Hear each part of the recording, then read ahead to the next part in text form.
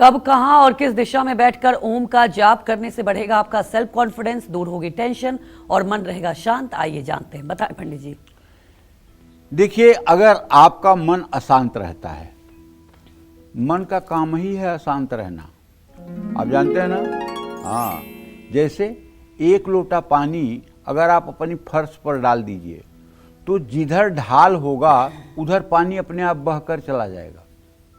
लेकिन अगर उसी पानी को हाथ जोड़कर कहिए कि हे पानी, आप हमारे चौथे मंजिल पे चले जाओ और वहाँ से मैं आपको अपने स्नान घर में पाऊँ, तो जाएगा क्या?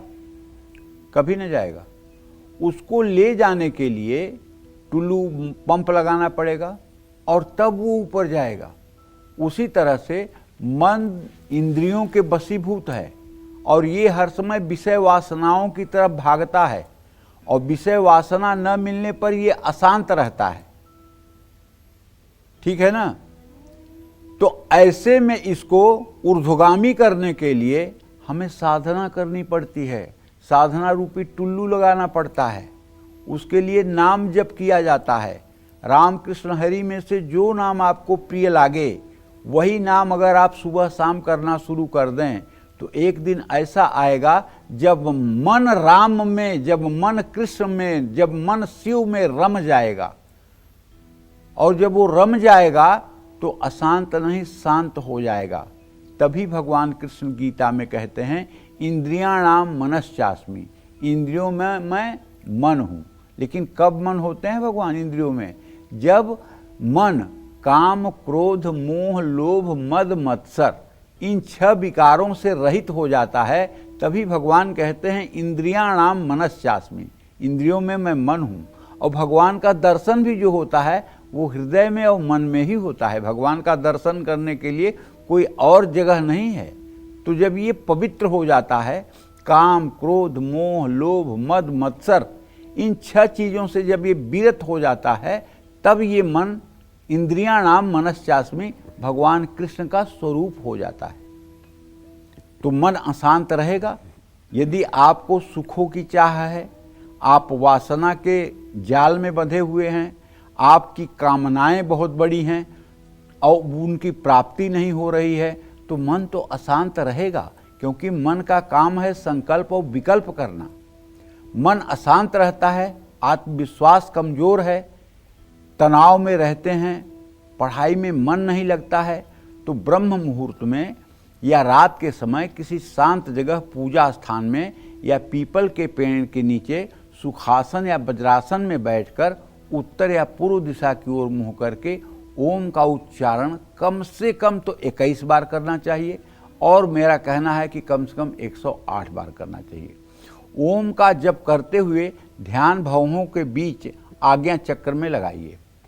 गीता में भगवान कृष्ण कहते हैं कि अपने को आसन में बैठा करके, मेरुदंड को सीधा करके, ग्रीवा को सीधा करके माने गर्दन को सीधा करके, और अपने आँखों को नाक के अग्रभाग पर केंद्रित करके ओंकार का ध्यान करने वाला सच्चा साधक है। यही साधना का एक विधि गीता में बताई गई है कि आप अपने शरीर को सीधा रख करके और आसन पर बैठ करके अपने नासिका के अग्रभाग पर दोनों आँखों की दृष्टि जमा करके और ओंकार का चिंतन, मनन या जप करिए। यही बड़ी साधना है।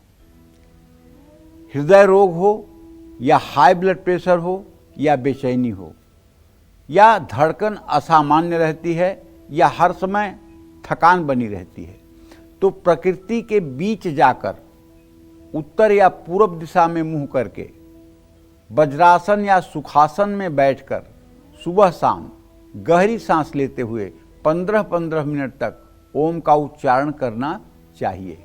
अगर आपके घर में नेगेटिविटी बहुत है, आपके बेडरूम में आपको बेचैनी होती है, आपके घर में आपको बेचैनी होती है, बहुत नेगेटिविटी है, तो एक रामबाण उपाय कह रहा हूं, आज से अपना लीजिए और आप इसका रिजल्ट आज ही देख लीजिएगा। अगर बेडरूम में आपको बहुत नेगेटिविटी महसूस होती है, बेचैनी होती है, नींद ठीक से नहीं आती है, तो आप सोने के पहले पूरी श्वास को अंदर खींचिए और ओम बोलते हुए श्वास को धीरे धीरे छोड़िए। इसका नाम है उद्गीत प्राणायाम। कैसे करना है मैं आपको करके बताऊं? चलिए, आप लोगों का आदेश है तो बता ही देता हूं।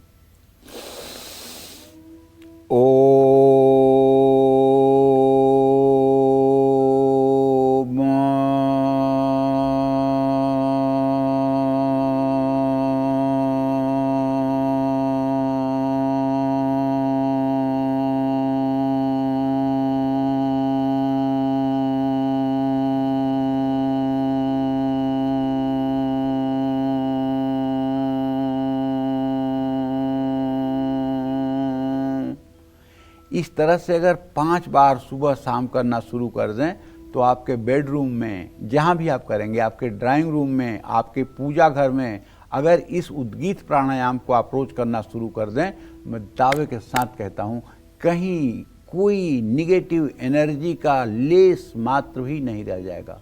क्योंकि इस ओंकार में इतनी शक्ति है कि सारे प्रकृति को संतुलित करते हुए पॉजिटिविटी का संचार हो ही जाएगा। इसलिए ये उद्गीत प्राणायाम हमें सकारात्मक जीवन जीने में सहायता प्रदान करता है। और मुझे विश्वास है कि हमारे दर्शक और कुछ करें या ना करें, लेकिन अपने घर को पॉजिटिव सकारात्मक तरंगों से भरपूर करने के लिए ये उद्गीत प्राणायाम जरूर करेंगे। जय मां विंध्यवासिनी।